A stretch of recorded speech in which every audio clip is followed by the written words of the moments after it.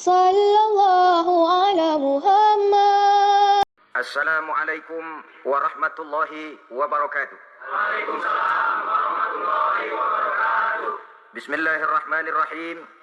Alhamdulillahi rabbil alamin.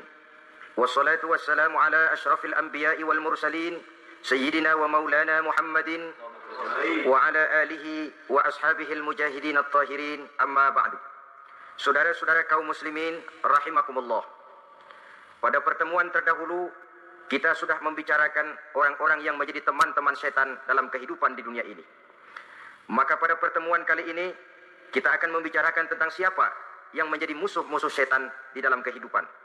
Dengan satu catatan, berbahagialah mereka yang menjadi musuh-musuh setan, tetapi celakalah mereka yang menjadi teman-teman setan. Bagaimanapun juga di dalam kehidupan ini, apabila orang telah memproklamirkan bendera permusuhan kepada kita, maka kita tentu seharusnya bersikap waspada dan mawas diri. Demikian juga iblis dan seluruh bala tentaranya yang terdiri daripada setan-setan. Mereka telah mengibarkan bendera permusuhan kepada Nabi Adam dan anak cucunya, kepada kita umat Rasulullah sallallahu alaihi wasallam. Akan sengsara dan celaka jika kepada iblis dan setan yang telah nyata-nyata mengibarkan bendera permusuhan itu kita mengadakan toleransi, mengadakan kerjasama dan menjadi budak yang memperturutkan kemauan daripada iblis dan setan. Siapa yang menjadi musuh-musuh setan dalam kehidupan ini? Inilah pertanyaan berikutnya yang diajukan oleh baginda Rasul kepada iblis. Hai iblis, kalau teman-temanmu adalah seperti yang telah engkau jelaskan tadi, sekarang cobalah beritahu saya, siapa di antara umatku yang menjadi musuhmu dalam kehidupan ini? Atas pertanyaan ini iblis laknatullah menjawab, ya Rasul, musuh-musuhku di antara umatmu, pertama anta ya Muhammad. Musuhku yang pertama adalah engkau, wahai Muhammad. Kenapa iblis mencatat Nabi Muhammad sebagai tokoh nomor satu dalam deretan musuh-musuhnya? Mudah difahami. Pertama, keberadaan Rasul merupakan rahmah lil alamin, rahmah bagi lingkungan. Yang kedua, beliau berfungsi menyelamatkan manusia dari tempat yang gelap gulita, dari tempat kesesatan menuju tempat yang terang benderang, penuh berisi petunjuk dan hidayah dari Allah Subhanahu wa taala.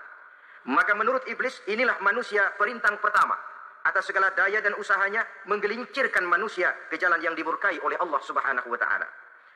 Kalau kita baca sejarah, risalah yang dibawa oleh Nabi Muhammad ini memang merupakan risalah yang membawa rahmah bagi alam sekitarnya. Ada sedikit perbedaan dengan risalah-risalah sebelum beliau. Sepertinya risalah yang dibawa oleh para rasul terdahulu itu mempunyai efek yang langsung pada kehidupan di dunia ini. Nabi Nuh misalnya menyampaikan agama. Hai umatku, ini agama. Umat menentang, turun banjir yang menenggelamkan orang-orang kafir. Azab diturunkan pada waktu itu juga, pada saat nabinya masih hidup. Jadi azabnya itu jenis cash, kontan. Nabi Soleh, hai umatku, ini agama. Mereka menolak, turun gempa bumi yang amat hebat menggulung orang-orang kufur. Nabi Musa, hai umatku, ini agama.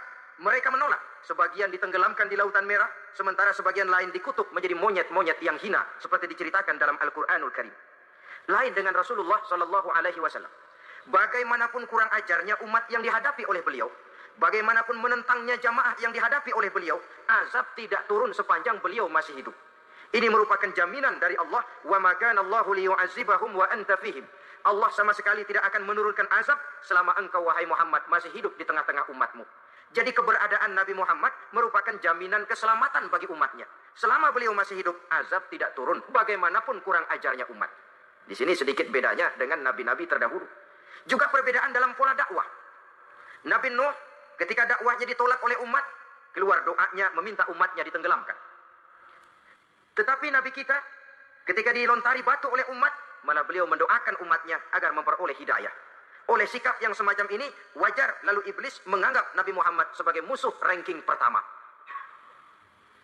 Yang kedua, siapa musuhmu di antara umatku? Yang kedua kata iblis, musuhku Muhammad imamun adil, pemimpin yang adil. Itu yang akan menjadi musuhku di dunia ini. Putus asa iblis menghadapi pemimpin yang adil. Tipu dayanya tidak terkena, segala tingkah polanya tidak diperturutkan. Imam yang adil, pemimpin yang adil merupakan musuh daripada iblis laknatullah alaih. Apa sebabnya? Karena pemimpin yang adil mempunyai dampak dalam kehidupan di dunia ini. Melindungi orang banyak, menenteramkan orang banyak. Makin aman, tentram, tenang situasi dan kondisi, makin mudah orang melaksanakan ibadah. Makin tekun orang melaksanakan ibadah, makin dekat dia dengan Allah. Makin dekat manusia dengan Allah, makin jauh dia dari iblis. Sebab dua hal ini selalu kontradiktif. Jika kita jauh dari Allah, tentu dekat dengan iblis.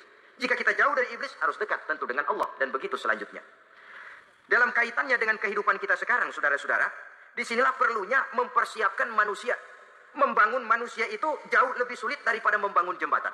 Membangun manusia itu lebih sulit daripada membangun gedung-gedung bertingkat. Termasuk membangun dan mempersiapkan calon-calon pemimpin yang adil di masa yang akan datang. Membangun jembatan penting. Tapi lebih penting daripada membangun jembatan adalah membangun manusia yang bikin jembatan. Sebab kalau manusia yang bikin jembatan tidak dibangun lebih dahulu, saya khawatir jembatannya nanti habis dimakan oleh yang bangun jembatan. Mengaspal jalan raya penting. Lebih penting dari mengaspal jalan raya, membangun manusia yang mengaspal jalan itu. Sebab kalau manusia yang mengaspal jalan bermental rusak dan bejat, saya khawatir jalan belum selesai, aspalnya habis dimakan oleh yang ngaspal. Inilah pentingnya membangun manusia pembangunan. Semua tugas-tugas besar, semua pekerjaan-pekerjaan yang baik harus berangkat dari niat yang baik, berangkat dari hati yang bersih. Siapapun adanya kita, apapun profesi kita.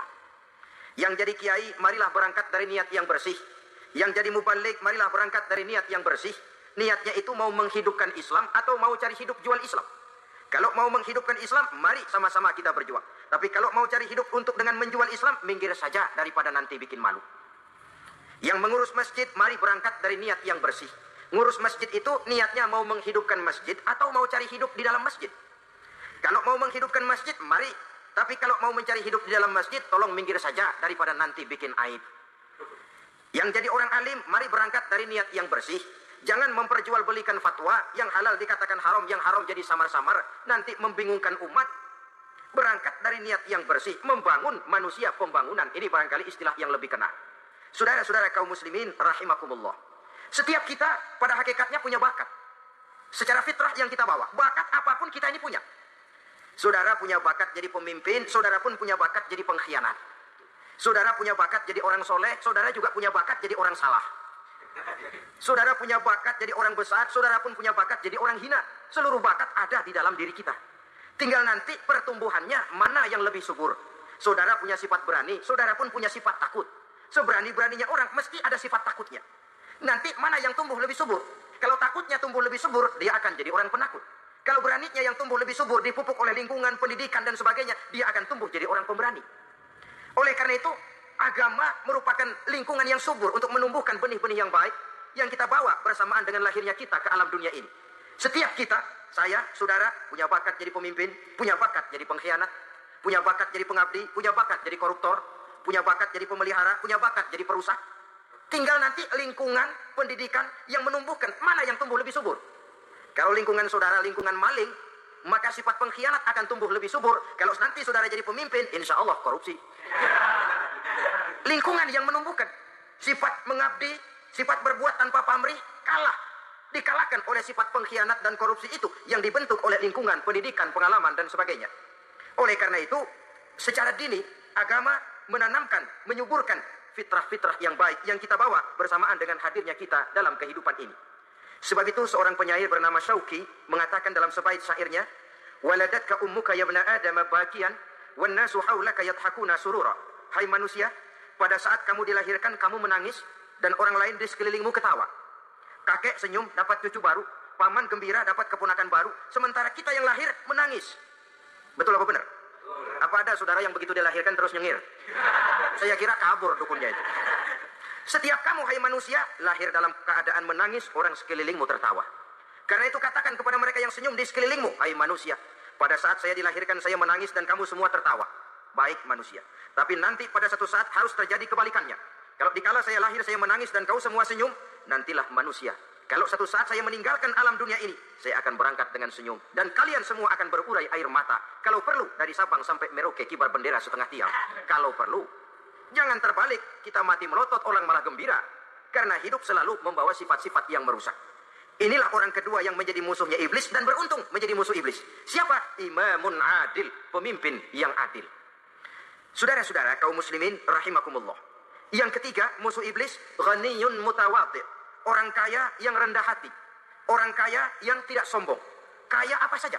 Baik kaya oleh karena ilmu, orang yang kaya karena ilmu disebut orang alim. Baik kaya karena materi, orang kaya karena materi dinamakan hartawan. Baik kaya karena kedudukan, orang yang kaya karena kedudukan dinamakan pejabat. Orang kaya yang rendah hati itu musuh iblis. Beruntung dia menjadi musuh iblis. Iblis tidak senang ada orang kaya tidak sombong. Tapi iblis paling senang kalau ada orang kaya sombong. Lebih senang lagi iblis kalau ada orang miskin sombong. Masya Allah. Orang kaya sombong, walaupun iblis senang, orang masih bilang pantas saja dia sombong kaya, apaan aja punya. Udah miskin sombong, kira-kira yang disombongin apaan? Dalam segala bentuknya sombong ini Allah tidak senang, tapi iblis senang. Kenapa? Karena sponsor sombong iblis. Kan yang pertama kali sombong iblis tuh. Ketika disuruh sujud kepada Nabi Adam, dia nggak mau. Ini kesombongan pertama yang terjadi dalam sejarah. Ketika ditanya kenapa kau tidak mau sujud iblis? Saya kan dibikin dari api, Adam dari tanah. I am the best. Saya lebih hebat daripada iblis, daripada Adam. Adam baru kemarin dibikin, saya sudah lama. Kata Allah, kamu sombong iblis, ini surga bukan tempat orang sombong. Keluar! Terusir dia dari surga. Jadi, kesombongan pertama adalah kesombongan yang dilakukan oleh iblis. Dan dia tanamkan itu kepada kita, supaya jadi orang sombong. Karena itu, sombong ilmu.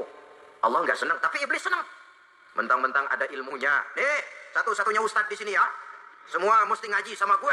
Kalau nggak ngaji sama gue, Islamnya kurang tapi bener. Sombong karena ilmu.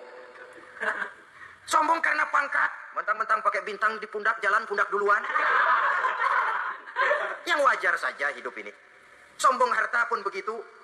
Kaum muslimin rahimakumullah. Orang kaya yang rendah hati dimusuhi oleh iblis. Tapi dicintai Allah, dicintai Rasul, dicintai malaikat. Caranya bagaimana? Kembali kepada satu kesadaran. Bahwa pada saat terlahir ke alam dunia ini, tidak ada yang pernah kita bawa. Kalau sekarang kita punya rumah, punya kebun, punya kendaraan, punya pabrik, punya segala macam benda, apa itu? Titipan. Pada suatu saat akan diambil kembali oleh yang menitipnya. Kalau titipan itu pandai kita jaga, pandai kita syukuri, titipan akan makin banyak. Sama juga kita dalam kehidupan. Kalau orang bisa kita percaya, saya mau pergi ke luar negeri, rumah saya titip kepada tetangga. Saya pulang dari luar negeri, isi rumah tetap tidak berkurang, malah dibersihi, malah disapu, dihilangkan kotorannya. Tentu bukan main syukur saya, girang saya. Akan bertambah kepercayaan saya untuk menitipkan apa saja. Ini makna la in syakartum la azidannakum wa la in kafartum inna azabi lasyadid. Kalau kamu pandai bersyukur, aku tambah nikmat. Tapi kalau kamu ingkar, azabku teramat pedih. Artinya apa? Nikmat bisa berubah menjadi azab kalau kita tidak pandai mensyukurinya. Ma'asyiral muslimin rahimakumullah. Orang yang kaya ilmu lalu rendah hati. Tidak selalu ingin menonjolkan diri. Ini kadang-kadang yang tanggung ini yang bikin berabe. Alim bener enggak, geblek bener juga enggak. Yang sedikit-sedikit mau nonjolin diri. Kalau enggak jadi imam enggak mau ke masjid. Enggak jadi imam enggak mau ke musola. Pokoknya kalau enggak jadi imam marahan sama musola. Macam mana? Saudara-saudara kaum muslimin, rendah hati.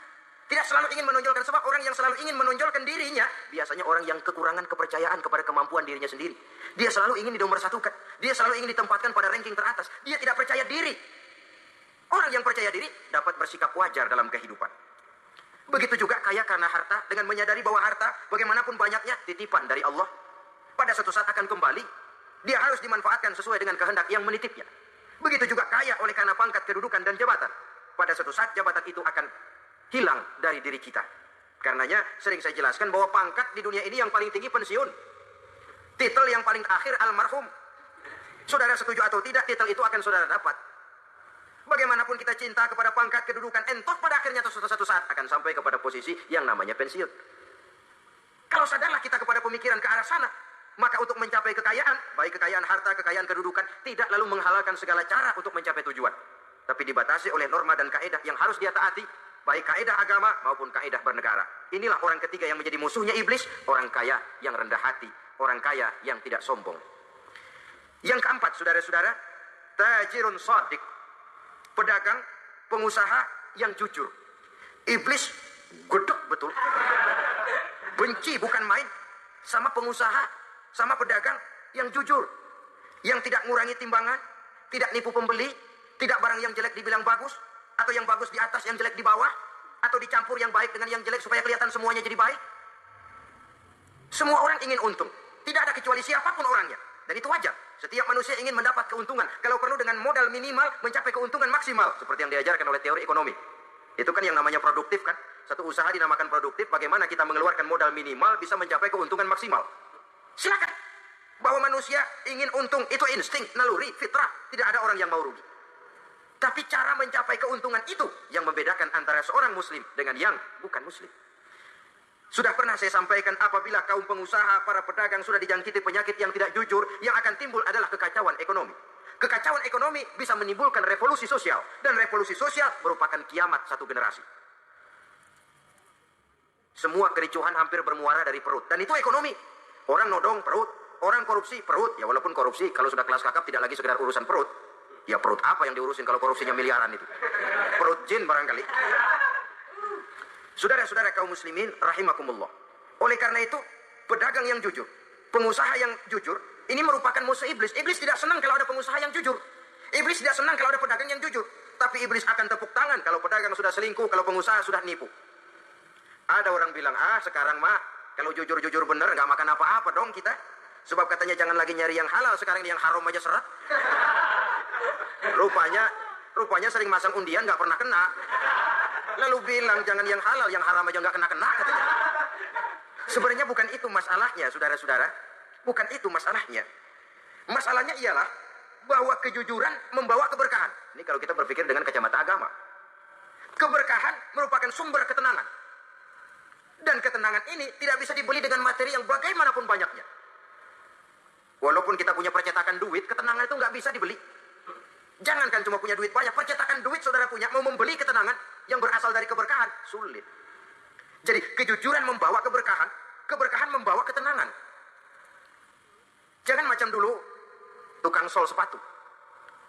Ditanya oleh temannya, "Bang, ngesol satu hari dapat berapa?" 200 rupiah. Sembayang nggak? Enggak. Islam, kalau Islam lah. Kata temannya, sembayang dah, kali aja besok dapat rezeki lebih banyak. Yang benar, iya. So, kalau orang sholat itu Allah dekat, nanti rezekinya ditambah. Bener. Subuh sembayang dia. Habis sembayang sarapan, berangkat ke tempat dia ngesol, mangkal. Dari pagi sampai jam 11 belum ada juga yang ngesol. Mulai bimbang hatinya. Katanya kalau sembayang rezeki tambah. Tadi sembayang subuh sampai gini hari belum ada yang ngesol. Cobaan kali. Sabar. Datang sholat zohor. Habis zohor nunggu lagi. Belum juga ada yang datang ngesol.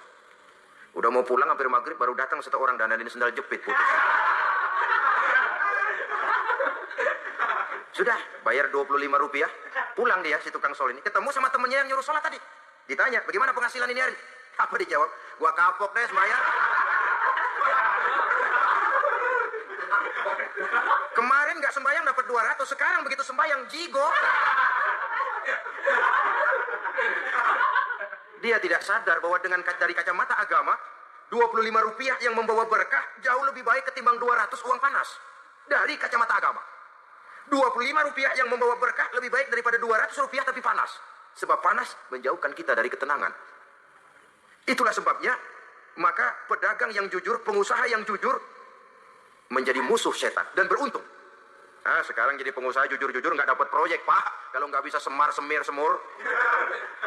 Padahal agama sudah menjelaskan ar-rashi wal murtashi finnar. Orang yang nyogok dan orang yang disogok dua-duanya neraka. Kenapa? Join termasuk ta'awanu 'alal ismi wal 'udwan. Bertolong-tolongan dalam berbuat dosa dan kesalahan. Kalau hadiah, lain hadiah. Kalau sedekah, lain sedekah. Tapi yang namanya semir, suap, ar-rashi wal murtashi finnar. Saudara-saudara kaum muslimin rahimakumullah. Jadi pedagang yang jujur, pengusaha yang jujur merupakan salah satu roda perekonomian. Kegoncangan ekonomi akan menimbulkan dampak sosial yang sangat luas dan kompleks. Yang pada giliran puncaknya, dampak paling negatifnya, dia sanggup menggerakkan terjadinya revolusi sosial.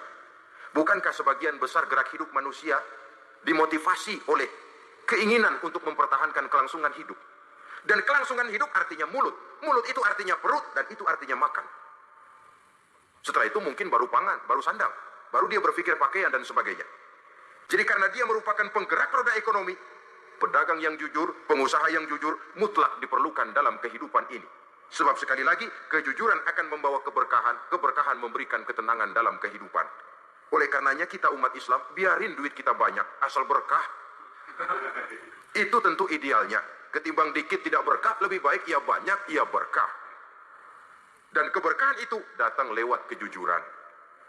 Kejujuran ini sudah dicontohkan oleh Rasul pada saat beliau berniaga ke negeri Syam dikala berumur 9 tahun, bahkan dikala berumur 25 tahun seketika membawa dagangan Sayyidatuna Khadijah yang kelak jadi istri beliau.